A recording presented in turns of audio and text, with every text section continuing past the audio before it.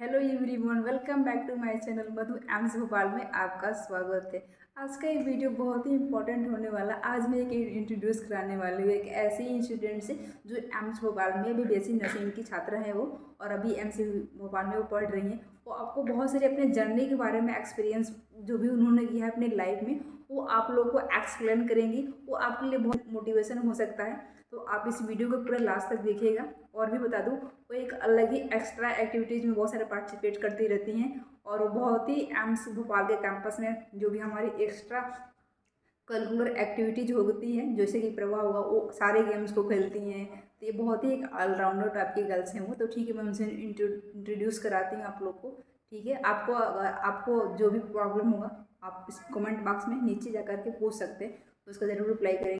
तो चलिए स्टार्ट करते हैं इस वीडियो को। तो अभी ये अपने स्ट्रगल्स के बारे में बताएंगी, इन्होंने जो जो फेस किया अपने लाइफ में, जो जो इन्होंने यहाँ यहाँ तक की जर्नी कंप्लीट करने में इन्होंने इनके लाइफ की फेजेज जो जो गुजरी हुई हैं, इन्होंने क्या क्या एक्सपीरियंसेस किए हुए ये बताएंगे। पहले इन्होंने कैसे प्रिपरेशन की।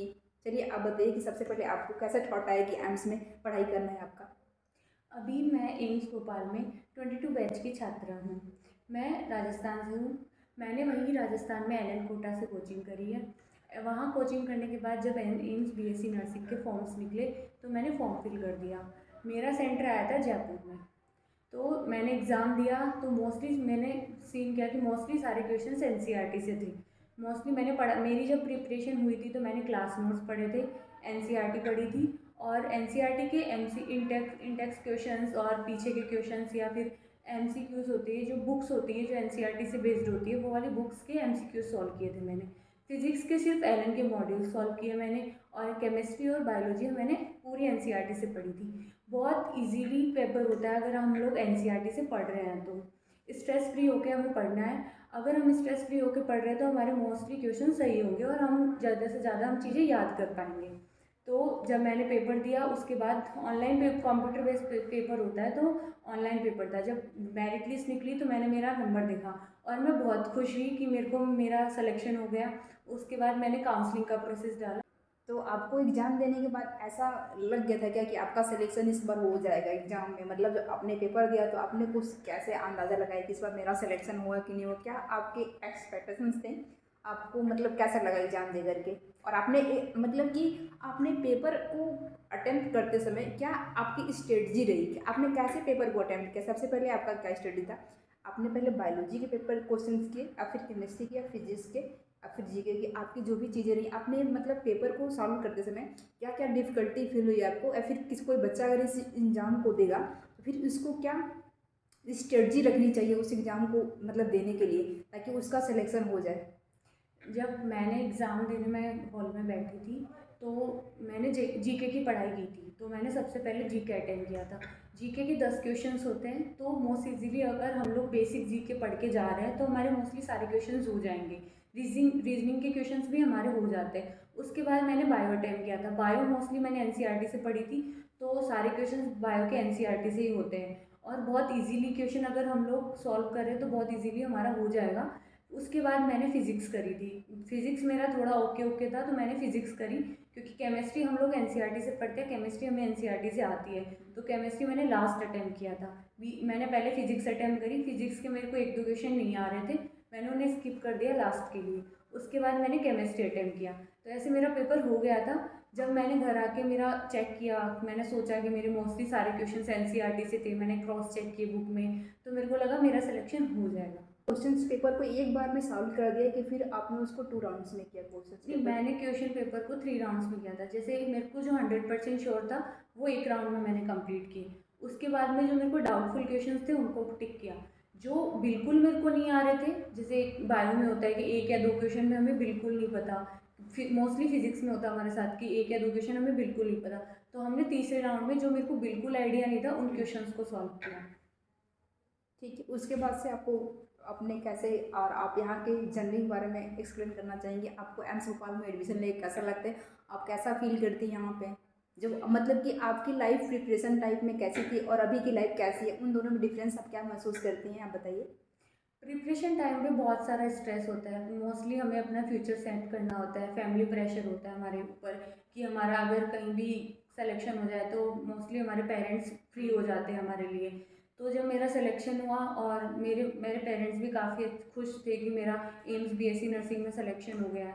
उसके बाद मैंने जैसे हमारे कॉलेज की रैंकिंग है उसके अकॉर्डिंग मैंने काउंसलिंग करी। तो मेरा फर्स्ट प्रेफरेंस ही एम्स भोपाल था, क्योंकि एम्स भोपाल का कैंपस बहुत अच्छा है, यहाँ का वेदर बहुत अच्छा है, यहाँ का एनवायरनमेंट बहुत अच्छा है, ना ज़्यादा गर्मी है ना ज़्यादा सर्दी है, इसलिए मेरे को एम्स भोपाल चाहिए था। तो मैंने काउंसलिंग में फर्स्ट प्रेफरेंस मेरा एम्स भोपाल था, फिर सेकंड प्रेफरेंस मेरा एम्स ऋषिकेश था। बट मेरे को फर्स्ट राउंड में एम्स भोपाल मिल गया, तो मैंने फर्स्ट राउंड में ही लॉक कर दिया था।